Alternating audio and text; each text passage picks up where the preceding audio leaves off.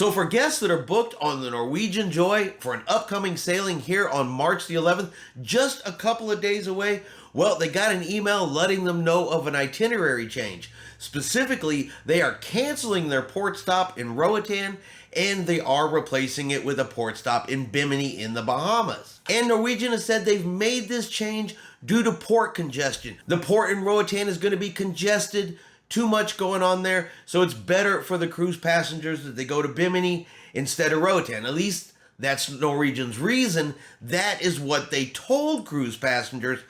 However, when you kind of look at some information, that may not necessarily be true or even remotely close to true. All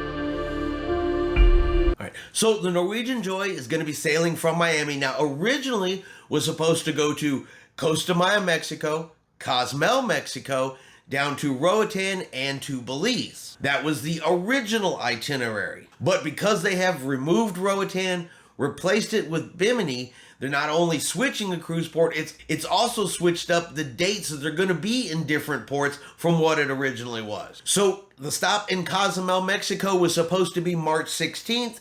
That has now been moved to March the 13th. Belize will be March the 14th, and Costa Maya will be March the 15th. And then Bimini will be March the 17th. Now, like I said, Norwegian claimed that these changes were made to port congestion. They couldn't go to Roatan because it was too congested. That's what they said. Now, this is where I think Norwegian is being less than honest. Because if you look at Roatan, the cruise ships that are going to be in Roatan on March the 13th, which is when the Norwegian Joy was supposed to be there, the only other cruise ship scheduled to be there is the Carnival Paradise. Now, if you've ever sailed to Roatan, there's actually two cruise ports down in Roatan. One of them is Mahogany Bay. That is where Carnival docks. And then you have Cox and Hull, and that is where Norwegian would dock. So you do yourself a quick little Google search, and you get this information. So this is the port schedule for Cox and Hull, where Norwegian would dock, and it shows all of the cruise ship scheduling, and you can see right here, March the 13th, the Norwegian Joy is the only cruise ship that was scheduled to be there. Now, there is a TUI cruise ship the day before. There is some cruise ships. You have the Norwegian Dawn coming after, but actually on March the 13th, the only cruise ship scheduled to be docked in Cox and Hull is the Norwegian Joy.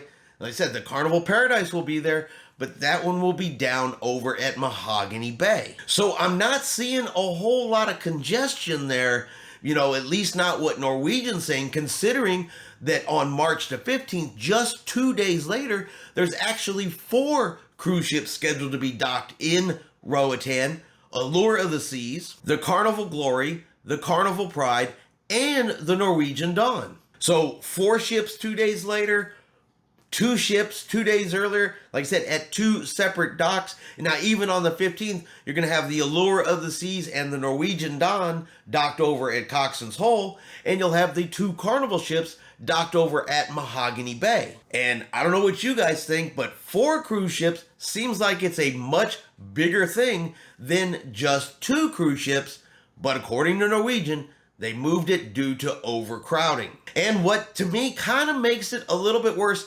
and I understand, look, any cruise could be a good cruise, but sometimes people do book cruises for a specific itinerary. Perhaps they've never been down to Roatan.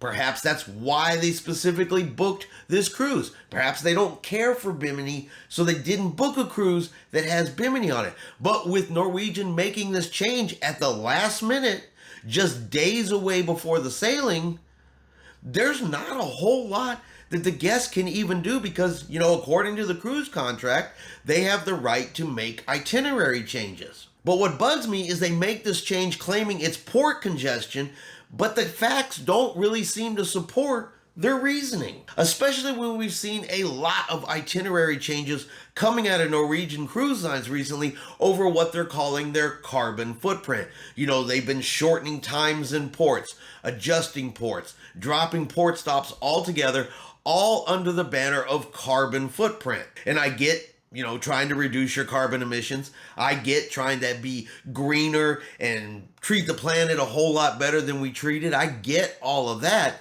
But it seems like they continue to do this, at the expense of their passengers. And then they use things like port congestion or itinerary conflicts or carbon footprint for what really comes down to they shorten the times so they can slow down the ship, which saves on fuel, which puts more money in their pocket. And maybe not everyone agrees that Norwegian is trying to, fill their pockets up a little fuller, but this is becoming a common occurrence for Norwegian this year, that it's looking more like they're doing things to benefit them than they are their passengers or even the environment. But you guys let me know what you guys think in the comments below. Do you think this is really a port congestion issue? Do you think this is Norwegian's carbon footprint that they've been putting out over and over again with itinerary changes?